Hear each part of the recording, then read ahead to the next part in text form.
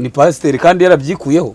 Oyane ko yavuze ko abihanaguye atazongera kuba umuhanuzi, atazongera kubona ko umushumba. Kubera iki? Hari ubuhanuzi yahanuye ngo nibudasohora ngo araba yiyambuye umwambaro w'igipasiteri, ngo araniyambura umwambaro w'igihanuzi, ngo arabakorera abadayimoni. Rero ubwo icyo kijyanye na pastorale bukiretse. Oya ariko reka dukoresha ashobora kuba hari amakosa mu gishumba adakwiriye gukorwa. Hari amakosa wakora, hari n'andi utakora. Guhagarara imbere y'isi yose ukavuga ngo ibi ntegetse nibi mvuze mu kanwa kanjye, nibitaba ntimuzongere kumfata nk'uyu. Yo kuvuma no kujugunya amabuye yabisabiye imbabazi. Nabikurikiye yasabye imbabazi Ariane, yasabye imbabazi na ba Gabi bose.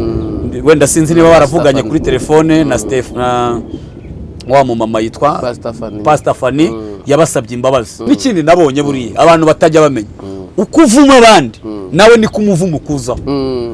Ukuvumya abandi bidafite impamvu. Reka nkubwire ikintu gikomeye. Urekura umuvumo ne ubufite. Reka nkwereke ikintu gikomeye. Kuko umuntu arakora ibimwuzuye. Buriya ubu tuvugana njyewe nguvumye nta mpamvu. Uyu muvumo kuko kuriya kuntu uzenguruka nk'igishwi urazenguruka wabura ufata ugahita ungarukira. Niyo mivumo rero abantu babana bahanuze benshi babana nayo bagiye bakora ibintu batabanje kubaza. Irembo Ryera TV, Irembo Ryera TV.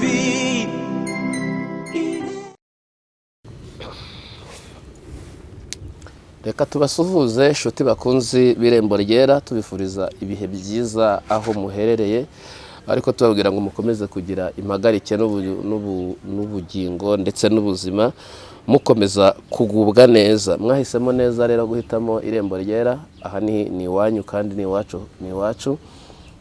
Rero weho uhageze bwa mbere ndagira ngo n'ubundi ukore subscribe, hanyuma kandi wicare tuganire, kuko uyu munsi tugiye kuvuga ibintu biremereye. Turaza kuvuga muri cya kiganiro mbone y'umuhanuzi, ariko uyu munsi turaza kuvuga gukurwaho umuvumo. Hari umuvumo uba ku bantu, hari n'uw'abantu bakubwira ko bakohereje n'ibikangisho, abantu bagukangisha bakubwira ngo barakuvumye ngo ntabwo uzagira. Turaza kurahese n'iryari umuvumo ufata binyura mu yahe marembo, kugira ngo urusheho gusobanukirwa na wa wundi ubigira urwitwazo uhereye none ananirwe kandi atsindwe, kubera ko hari Imana yakuvuzeho bataravuga.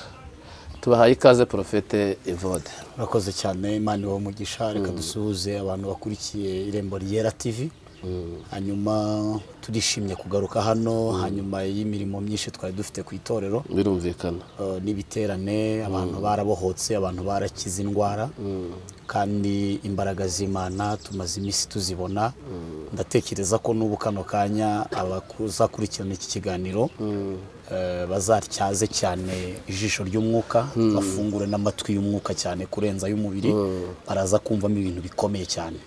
Rero turabashuze mu izina rya Yesu, dushimira n'abantu batuvugishije bakaduha courage. Imana ibagirire neza. Abo nabatera mwete bacu kandi babugufi, batwereka ko turi kumwe, batarwanya umurimo w'Imana, batari mu ruhande rwa Tobiya na Senibarati. Turashimira Imana rero, turishimye, turanezerewe kugaruka hano cyane. Asante sana. Mbere yuko dukomeza twabaza tukabasengera abadukurikiye bose. Reka dusenge mu izina rya Yesu. Imana nziza y'urukundo, Imana y'imirimo n'ibitangaza byinshi, uri Imana ikomeye, uri Imana y'imbaraga nyinshi n'ubutware n'ubushobozi. Sengeye uyu muntu uri muri Canada, uyu uri muri Amerika, uyu uri muri Europe, ahantu hose no muri Afrika no muri iki gihugu cy'u Rwanda, uzakurikira iki kiganiro abohoke, ahabwe ubwenge bw'Imana, ave aho yarari ashyitswe ahandi hazima harushije aho yarari. Tubisabye tubyizeye ku bwa Kristo Yesu, amen. Ya Profete, mwari mumeze neza? Ariko turashimira Imana cyane. Iyo ubundi numva ndi kumwe n'umwuka wera, mba meze neza. Umeze neza? Iyo numva nta mutima uncira urubanza, numva meze neza, meranye neza n'Imana, mba numva meze neza rwose, mba numva meze nka nka cya kibunda kinini kigendera mu mazi.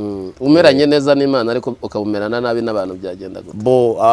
Abantu byaterwa meranye nabi n'abantu ari je biturutseho byantera umubabaro, ariko kandi abantu meranye nabi nabo kubw'impamvu zabo nabegera tugakemura ikibazo dufitanye nk'umukristo, ariko kandi batabikeneye nta kintu biba bintwaye ngewe, kuko Yesu yaravuze muri Matayo 5:11 aravuga ngo turi umunyu w'isi, ngo umunyu nukayuka ngo ntacyo ubukimaze nukujugunya. Umuntu rero uhangana n'ibindimo kandi nkabona nta kindi namukoraho ndamwihorera, nkamufata nka Tobiya na Senibarati badashaka ko inkike z'i Yerusalemu zeguka, nta kindi cyo kubikoraho. Ariko tumeranye nabi ari je ubiteye nakicwa n'umubabaro, ko sinkunda kubangamira abantu.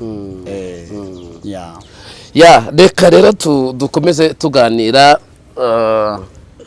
Hari amagambo Imana yabwiye Aburahamu, iramubwira ngo nkugize umugisha, uzakwifuriza umugisha wese azahabwa umugisha. Yego. Uzakwifuriza umuvumo nzamuvuma nkubye kabiri. Yego. Ni ryari umuvumo ugira imbaraga? Umuvumo rero ugira imbaraga mu buryo butatu. Ndavuga ku muvumo umubyeyi avuma umuntu, umubyeyi ukubyara, umuntu mufitanye isano y'amaraso, ariko nanone ugukuriye cyangwa se ukuruta, ariko mukaba mufitanye isano, bawita umuvumo w'abantu bakuru, umuvumo wa bukuru. Umuvumo rero mu gihe wowe ututse so wakubyaye ukamwandagaza akarakara, akavuga ngo umwana wanjye nibyariye urambabaje none ndakuvumye, ikintu yatuye kiragukurikirana. Iyo utamusabye imbabazi biba bibi cyane.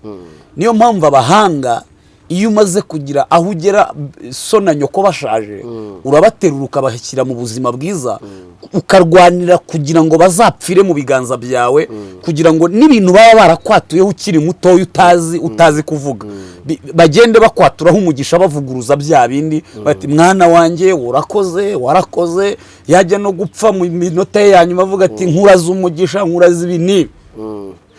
Umubyeyi rero bwa mbere na mbere ukubyara mu nda yaguha umuvumo, na se ukubyara yaguha umuvumo ukagufata. Umuvumo wa kabiri ushobora kugira imbaraga ni umuvumo w'umushumba, ariko nanone reka tuvuge ngo umuvumo w'umukozi w'Imana muri rusange. Uyu mukozi w'Imana akaba ahagaze mu kirere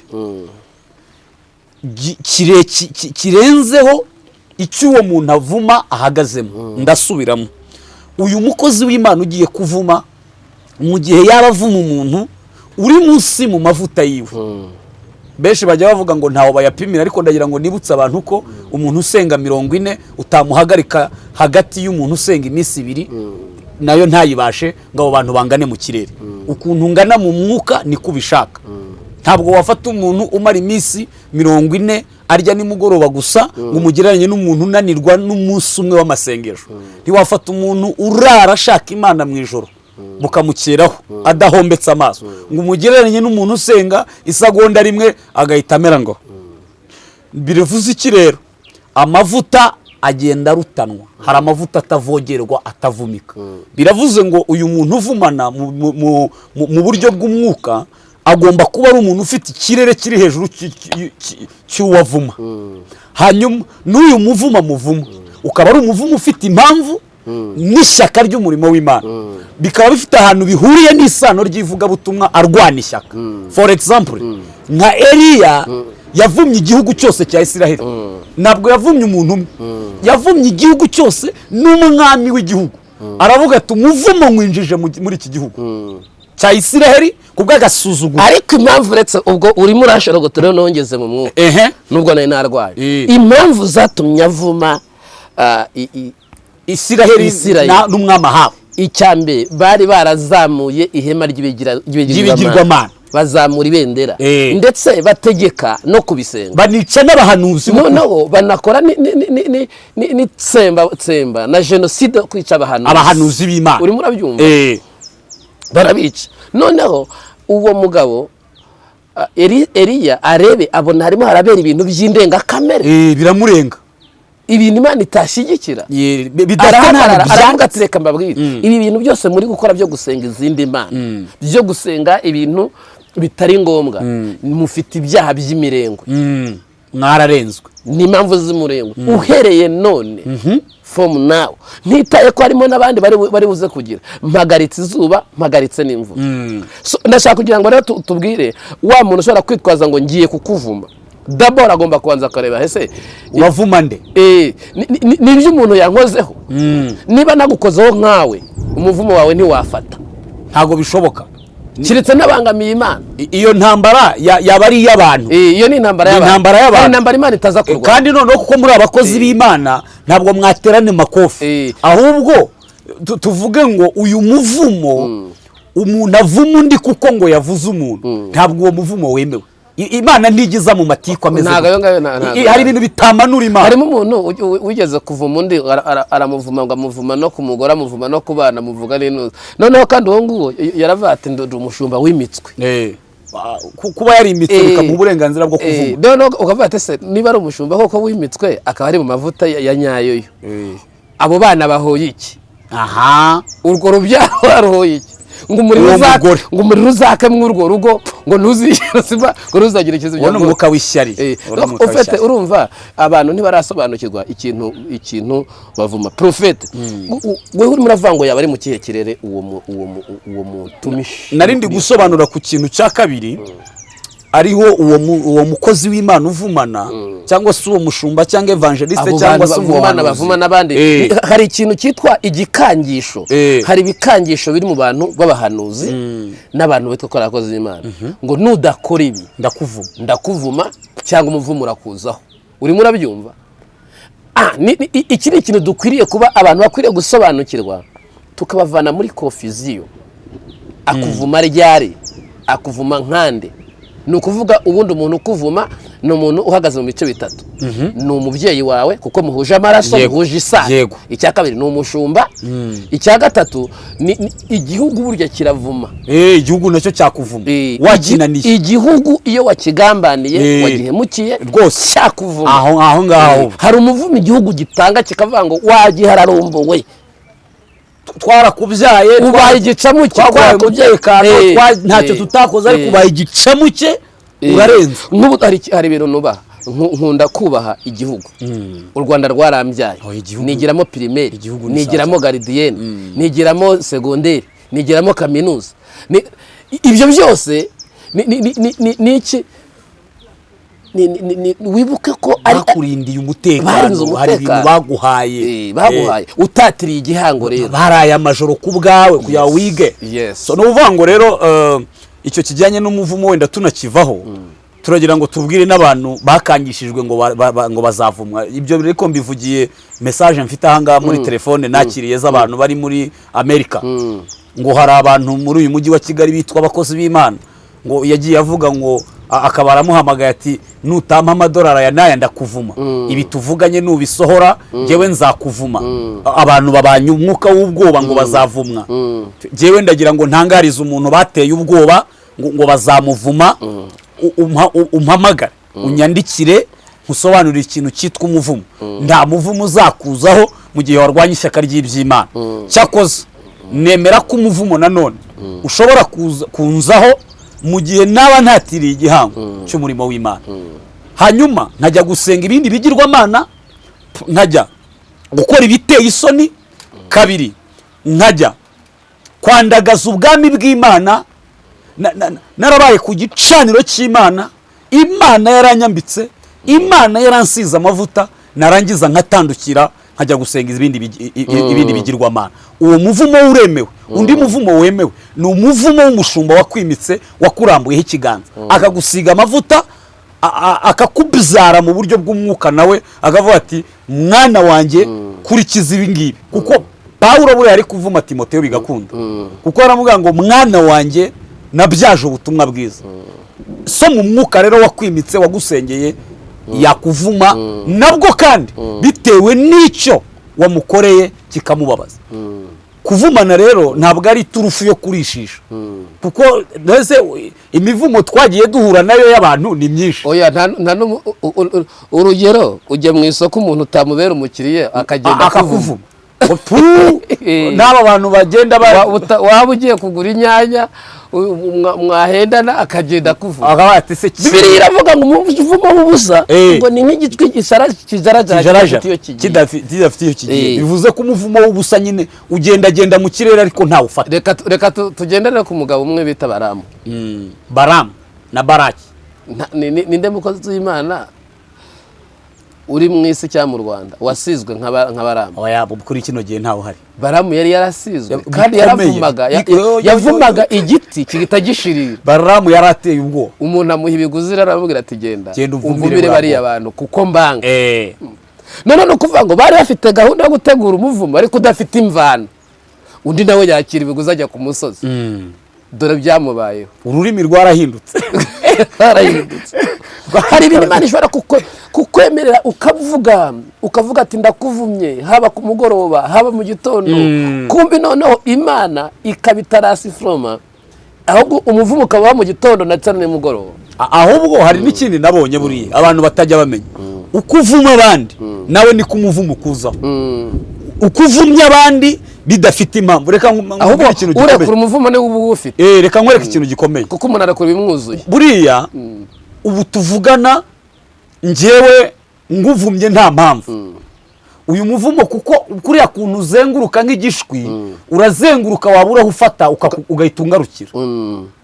Niyo mivumo rero abantu babana bahanuze benshi babana nayo bagiye bakora ibintu batabanje kubaza. Ni bene data benshi bagiye bakora ibi bintu. Hari n'undi wigeze ngewe kera nkiri mu butayu arambwira ati jewe ntaho uzangerana kuko uhamagawe ejo bundi unsanze mu muhamagaro. Ibi bintu byose Imana ikubwiye ngiye kubivuma. Sinzi akantu twari dupfubiranyeho, ndabane genda umvume iyankuye mu badivantiste niba inzanye gukina n'abadayimoni ntaho nzagera koko. ava mu rugo ngo sinzashaka nari nkiri umusore ngiye impeta ndayambaye. ubwo ndajyambe nereka abantu ko umuvumo w'ubusa ntacyo ukora. aramvuma kuko icyo gihe Imana yari mbwe ngo uzaba umushumba uzashumba mu gihe kigoye. ubu ndashumbye mfite ubwoko bw'Imana nahoze nkwereka igiterane nari ifite ejo. Rero tubwira abantu bafite ihahamuka ngo barabavumye. Ibyo nta kintu bivuze.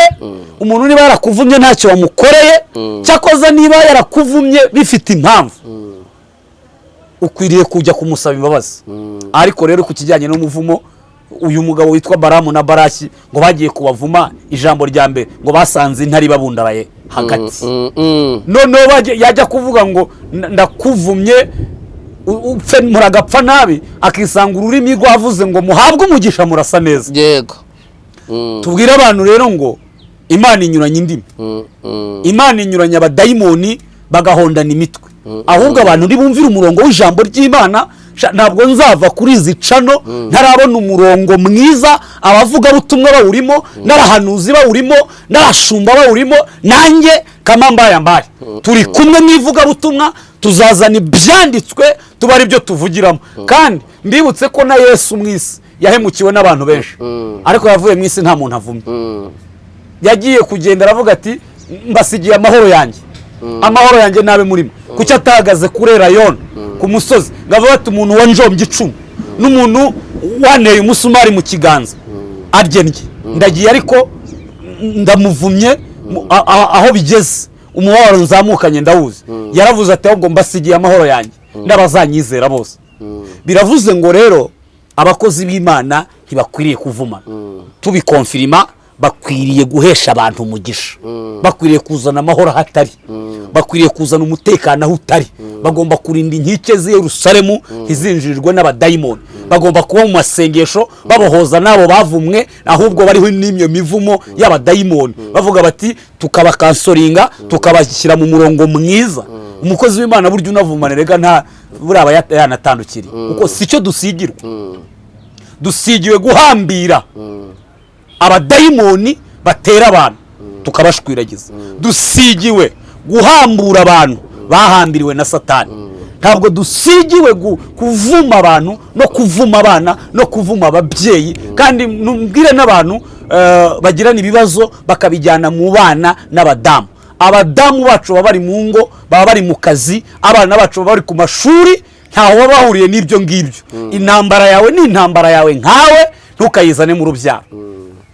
Icyo kijyanye n'umuvumo tugikonfirime gutyo, umukozi w'Imana uzakubwira ngo ndakuvuma uzahita ushyikishaho towa, ntabwo byemewe. Umuntu hari umupasiteri uherutse kujya mu mazi, sinzi niba waramubonye. Naramubonye. Nuza yitwa Ndera. Ntabwo tumwibuka ariko twaramubonye ajya mu mazi. Oya, ntabwo ari n'amazimwe, ni Claude. Ni Pastor Claude.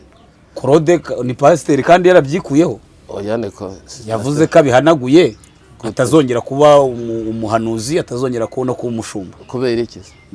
Hari ubuhanuzi yahanuye ngo nibudasohora ngo araba yiyambuye umwambaro w'igipasiteri, ngo araniyambura umwambaro w'igihanuzi, ngo arabakorera abadayimoni. Rero ubwo icyo kijyanye na pastorale bukiretse. Oya, ariko wenda ashobora kuba yaravangiwe. Erega ntago ushobora kugira umuntu ashobora gucikwa ariko akaba yaravangiwe. Gusa wenda ariko se wavangirwa ukavangirwa uvuga ngo sinzongera kwitwa Sipiriyane mbikuyeho, noneho uwabinyise ntabwo nzongera kubyitwa. Hari amakosa mu gishumba adakwiriye gukorwa. Hari amakosa wakora, hari n'andi utakora. Guhagarara imbere y'isi yose ukavuga ngo ibi ntegetse n'ibi mvuze mu kanwa kanjye, nibitaba ntimuzongere kumfata nk'uyu, nibyo nyine warukase. Kuko uba utazi umwambaro wambitswe n'uwo wambaye agaciro kawo. Ntabwo waba wararwanye n'idubu mu ishyamba. Sipiriye kugira ngo umuntu abe pasite, abe mwarimu, abanza abe evangeliste, arwane iyo ntambara yitsinde. Imana imuzamura imugire mwarimu, arwane iyo ntambara yitsinde. Imana imuzamura imugire pasita wungirije, iyo ntambara yirwana yitsinde. Imuzamure imugire senior pastor, ari we reverend. Aba yaruhuye n'amadubu menshi. Ni umuntu rero udashobora kuvuga, ni nko kubona generali ari kuvuga ngo uhereye none nindasahariya nkahusha tageti ntibeho. Ikintu cyitwa maraka yose fite ndahita nyahuburaho. Iyo wabivuze mu isi y'umwuka, muri generali biba bibaye, kuko wowe uba ufite autorite nawe ku rurimi. Keretse mu gihe hazabaho kongera kwezwa n'abashumba, kavuga ati wakoze amakosa mu gishumba, ntabwo ari uko barahira. Ntabwo barahira izina ry'Imana mu busa cyangwa mu binyoma. Njya numva wenda ngo hari n'ibindi, ngo hari naho agera ngo n'ibiki. Ibyo nibyo yivugiye, kandi nk'abashumba muri uyu mujyi wa Kigali byatubabaje. Byatubabaje. Nta mupasiteri ukwiriye gukora amafuta angana kuriya. Rero reka dukoreshe, kuko yafashe, nabonye yarafashe amabuye yandikaho abantu, aravuga ati mwaramuzengereza. Ari nacyo twanavuga kijyanye n'iyo mivumo. Koko biriya bintu bizafata kuba babivuze? Ntabwo bishoboka. Ariko ntekereza ko ibyo by'ibindi byo kuvuma no kujugunya amabuye yabisabiye imbabazi. Nabikurikiye yasabye imbabazi Ariane, yasabye imbabazi na ba Gabi bose. Wenda sinzi niba baravuganye kuri telefone na wa mumama yitwa Pastor Fanny, yabasabye imbabazi. Aravuga ati rwose mumbabarire, nanjye nari nagize ikibazo kimeze gutya na gutya. Icyo cyo rwose nese aravuze ko yagize ikibazo kimeze ntago mba shaka kubijyamo. Hari ibindi mba numva bacangamo, mba nashaka kwinjiramo, mba ntazi ibyo ari byo, jewe ndacyari mutoya. Ariko mu by'ukuri ngo hari impamvu yari yabimuteye, sinzi ngo mu kinyamakuru kimwe cyamwanditseho, hanyuma ngo biramubabaza ahita ajya kuvuma umuntu wese umwanga. Ariko kandi nyine yabonye ko yakoze amakosa mu gishumba. Yavuye bahita vumbura wese ubwaga. Rero hari imyanzuro dufata tukayifata. Abantu bamwangariye babwiwe n'iki? Hari abo yabonye ku macano bamuvugaho, banakora ibindi biganiro, ntiyamenye umwifato muri ako kanya. Ariko kandi abamuvuga bamushakaho iki? Nyine urumva erega cyangwa bavuga ibyo yavuze. Hano tuba turi imbere y'isi yose. Ikintu uvugiye hano gihita gisakara. So rero Bibiliya iravuga ngo nzabategera ku rurimi rwanyu. Oya, ariko nta kindi ndenzaho.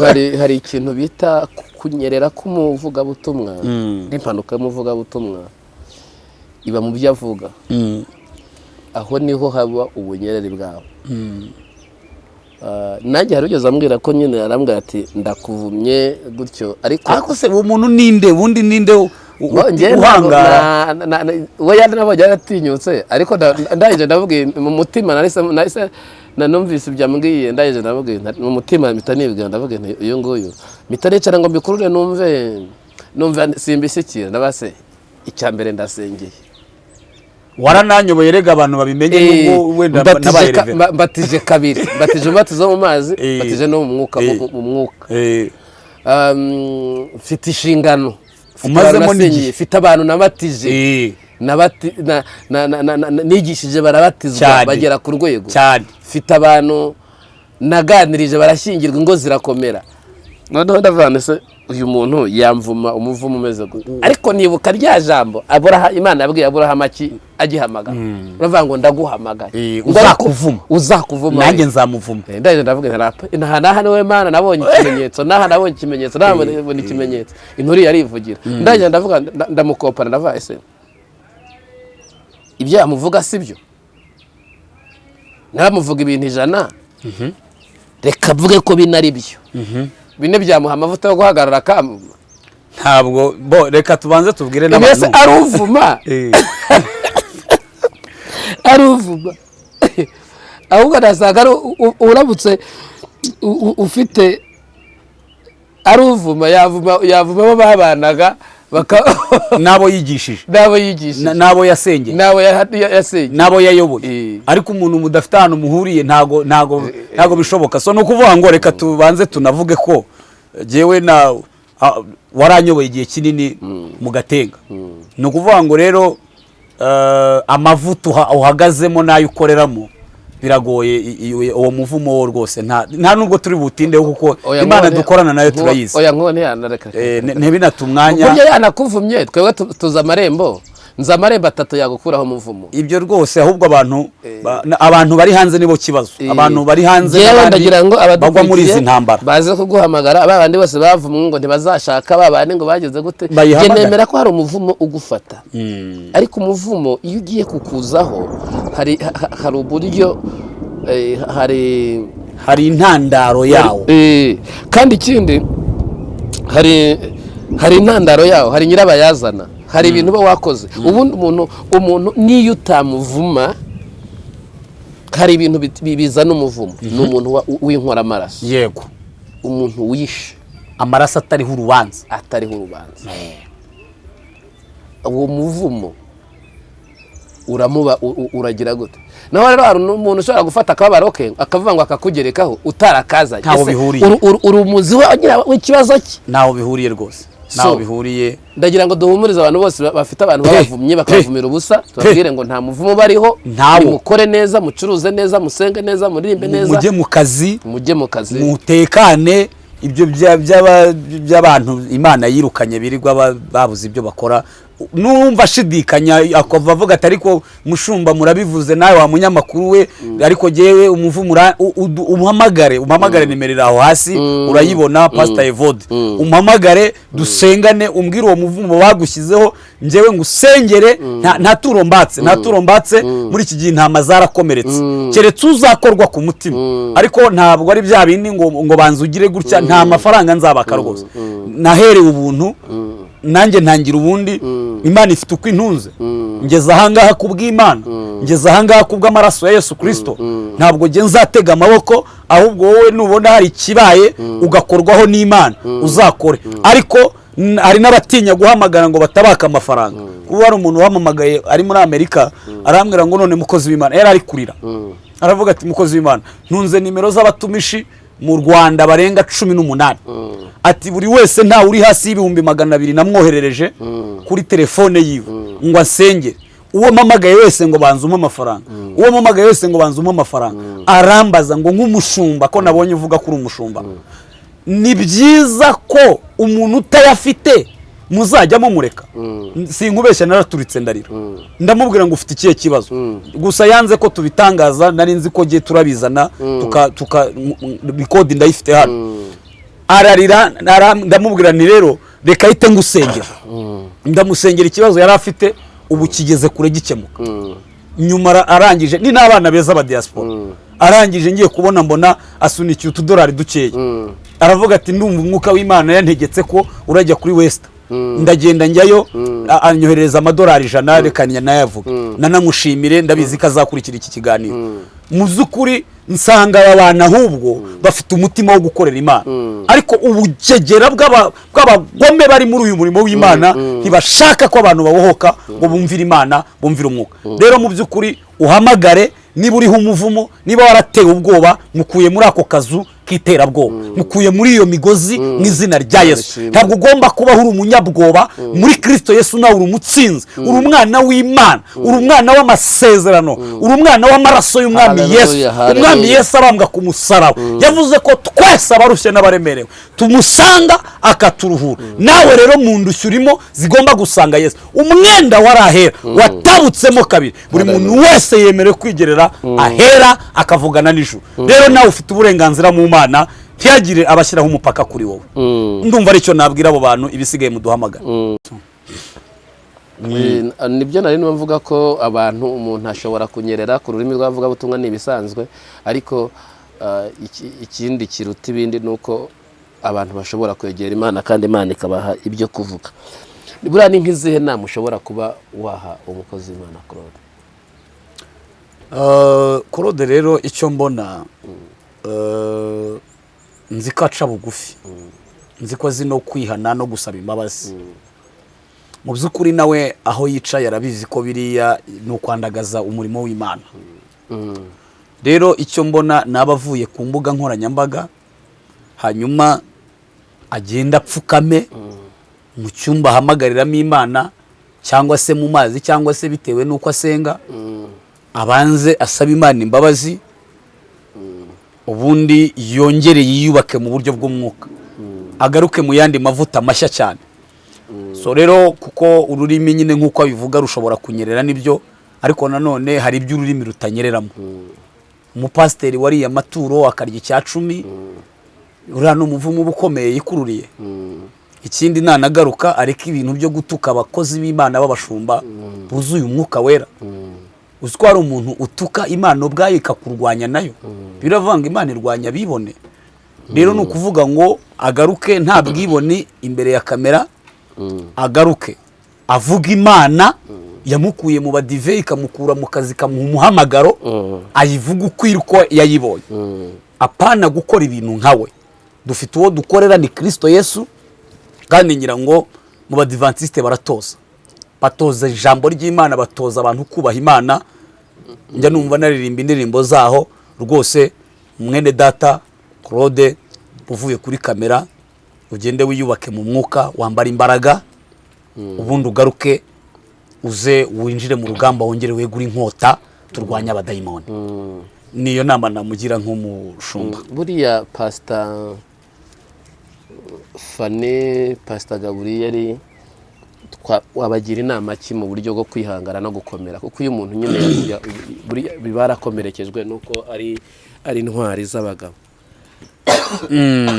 sasa no kuvuga ngo Gabi ni umushumba kandi na madamu wiwe bara n'ababyeyi kandi bamaze igihe mu muhamagaro nekereza ko bafite ibikomere nibyo ariko si nabyo bikomere gusa bafite abashumba bagira ibikomere byinshi biriya nibyo muba mubona intambara zirwanwa bucece ziba arizo zinaremereye cyane kurenza izagiye hanze tuvuge ko kuri bo ari ibisanzwe kuri bo ni ibisanzwe cyane nka Gabi mbona ari umusirikare uhagaze neza mu bwami bwa Kristo neza mu bijyanye n'umuhamagaro kuko umugabo uhanura ibintu yabihanura tukaba ariko tubibona ni umugabo uhagaze gitwari witeguye no gupfa apfira ubwami bw'Imana niko mubona mu mboni y'umuhanuzi hanyuma Fani nawe rero madamu we uburiya umuntu Imana ihamagara ikamukura mu kibikira ikamukura muri biriya byose ikamuzana iba yakoresheje imbaraga nyinshi nawe afite umuhamagaro utajegajega bara rero inama zo kubagira nabo barazizi ndabizi ko ubu byanga bikunda barapfukamye bari mu gihe cyo gusenga bari mu gihe cyo kwinginga Imana baranamubabariye buriya baranamubabariye kuko nawe Kristo bararega n'abagenzi bajya mu ijuru baranamubabariye niko mbitekereza kuko bo bazi ubugingo icyo ari cyo bazi kubabarira icyo ari cyo bazi ko ababahemukiye bashobora kubatangira ku muryango w'ijuru. So rero ndatekereza ko inama ni nk'eshatu ariko nabo barazizi, sinzivuze kuko batazizi. Nabonye Fani yaranyandikira arambwira ati rwose ati ibintu ni sawa. Nabo kusomye muri comment hasi muri cya kiganiro cya mbere mbona yanditse, ubona ko ari umubyeyi uhagaze gitwari, umubyeyi mwiza cyane. ari n'umukameramani wigeze kumvugisha ambwira ko bankeneye ahubwo sinabahakaniye ahubwo nabuze akanya nikaboneka nzajya gukorana ikiganiro nabo. So rero no kuvuga ngo inama ya mbere ni basenge, inama ya kabiri ni bababarire, inama ya gatatu ni bikiranure batera intambwe basabana imbabazi n'ababahemukiye bo bafati ya mbere. Hanyuma bari batera intambwe, batera intambwe nubwo nta kosa bafite, ariko hari ukuntu wegera umuntu ukamubwira ati ariko turapfa iki mwene data, turapfa iki, kugira ngo borohereze uriya abone uko yihana. Abone uko yihana. Noneho kuko buri hari abantu baba bafite imitima yabaye akahebwe, avuga ati iki ni kitaba nanjye sinzagira gutya na gutya. Ubwo rero niyo nama, usibye ko sinyibagiriye kuko batayizi, barayizi, ni ukugira ngo mbunganire bamenye ko bari kumwe n'ijuru. Kandi natwe aho turi tuba dusengera umurimo w'Imana n'abakozi b'Imana bagihagaze neza, ndetse n'abaguye ngo bongere babyuke. Ahubwo tunasengera Pastor Claude kugira ngo Imana imukomeze muri ibi bihe, nawe muri ibi bihe ahagazemo bimugoye ariko yikururiye nanone, yemera akanyafu Imana imunyuzaho. Bibiliya iravuga muri Yobu ngo hahirwa umuntu Uwiteka ahana, ngo akamukubita inkoni akamuhana. So rero ngo ntakabyinubire kuko umwana wese isakunda isaramucyara. Yes. Mwadushyira imbere y'Imana mukaha abantu telefone zanyu nubwo bari buzibone hariya, hanyuma tugashima Imana kuko kubw'ikiganiro cyiza muduhaye, kandi abari batekerezaga ko bababwaho n'umuvumo uyu munsi nibakomere, nta muvumo uhari, imbere hari ubugingo. Amen. Amen. Mu izina rya Yesu, Imana dukorera buri munsi, Imana ifite imbaraga n'ubutware, Imana y'ubushobozi n'igitinyiro, Imana y'imbaraga nyinshi n'ububasha bwinshi, ndasenze ngo imirimo yawe Mana iganze ikore. Nkuyeho umuvumo w'umuntu wari we wese waba waravumwe n'uwatewe ubwoba. Muri Kristo Yesu harimo umugisha kandi harimo n'imbaraga. Ibivume birahari ariko kandi ntabwo abera bavumwe n'Imana, ntabwo abera bavumwe n'ijuru, kuko ijuru ririho ngo tuhabwe umugisha, ijuru ririho ngo tubohore. Twari babi, ijuru ridukuraho umuvumo wo kuba babi, duhinduka abantu bo muri Kristo Yesu. Ingingo zacu zirakomera mu mwuka.